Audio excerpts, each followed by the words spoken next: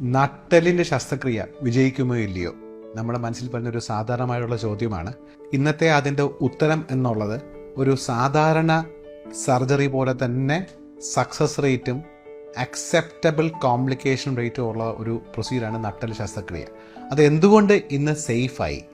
കാരണം വളരെ അഡ്വാൻസ്ഡ് ആയിട്ടുള്ള ചികിത്സാ രീതികൾ, ഡയഗ്നോസ്റ്റിക് പ്രൊസീജിയേഴ്സ് ഒക്കെ ഉള്ളതുകൊണ്ട് ഇന്ന് ഏറെക്കുറെ നമുക്ക് ഇതിൻ്റെ സക്സസ് റേറ്റ് നമുക്ക് പ്രിഡിക്റ്റ് ചെയ്ത് പറയാൻ സാധിക്കും.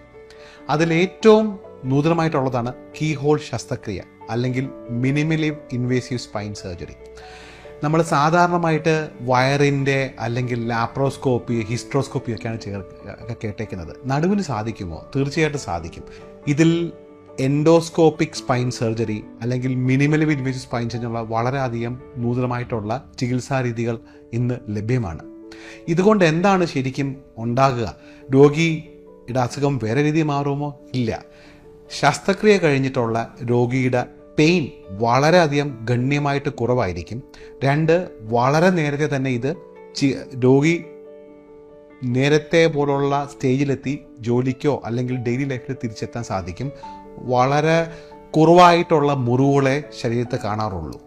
ഇന്ന് ഇത് കഴുത്തിനും മുതുകിനും നടുവിനും എല്ലാ ഭാഗത്തും ചെയ്യാൻ സാധിക്കും.